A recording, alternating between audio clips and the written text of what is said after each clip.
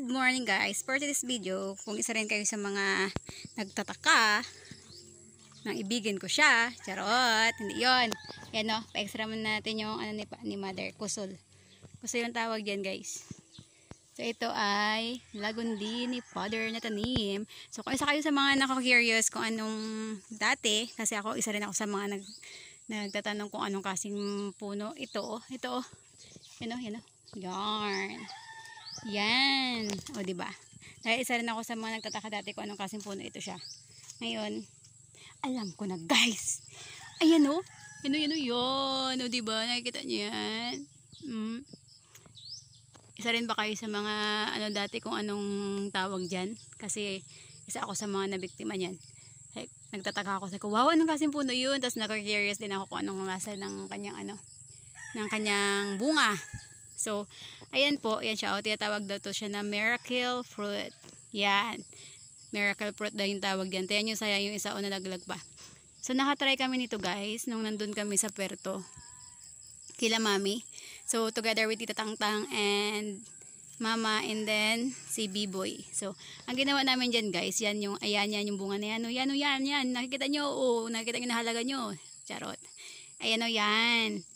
Ginawa namin dyan guys, biniak namin yan. And then after namin biakin, 'di ba may laman siya? Yung laman niya guys sa loob parang white na akala mo parang cotton style. 'Yun. Gagawin niyo doon guys, anuhin niyo siya. Anuhin ng kutsara, dahan-dahan.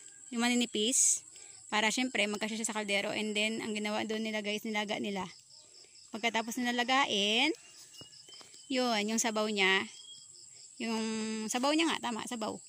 Ayun yung kinuha nila, and then iniinom yun siya guys. Ayun yung inumin nyo dahil sabi marami daw sakit na ano yun, na dala. So pag nag-inom kayo nun guys, wala namang masama na subukan dahil hindi naman siya nakakamatay. Wala namang mangyayari sa inyo kung susubukan nyo siya. Dahil siya daw ay maraming dalang sakit. Malay nyo, diba? Kaya nga siguro tinawag siyang miracle fruit, diba? Malay nyo, nagdudulot siya ng miracle sa katawan natin.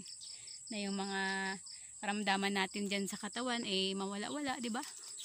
So, ayan o, ang dami nila. Yan. Dati guys, maliit pa lang to siya. Tanim to ni mama. Dati maliit pa lang yan siya. Ngayon, ang dami ng bunga. Yan. O, diba? Ang dami.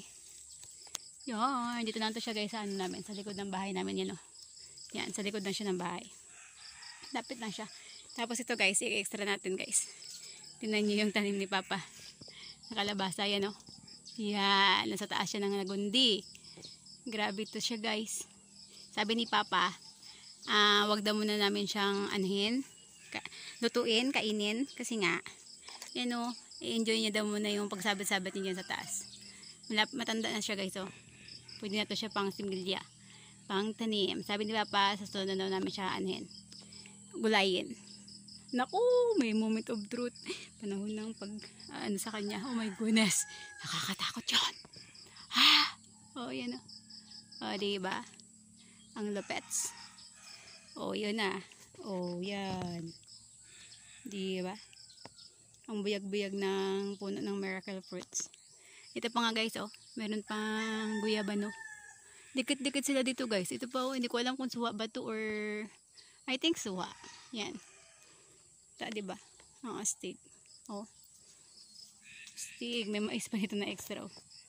Charan! Meron pa dito. Ayan o. Tawag dyan. Tanglad. Yan. Kung may sasabuhan kayo ng manok, tinola, perfect yan siya ihalo. Ito. So, yun lang guys. Bye-bye na!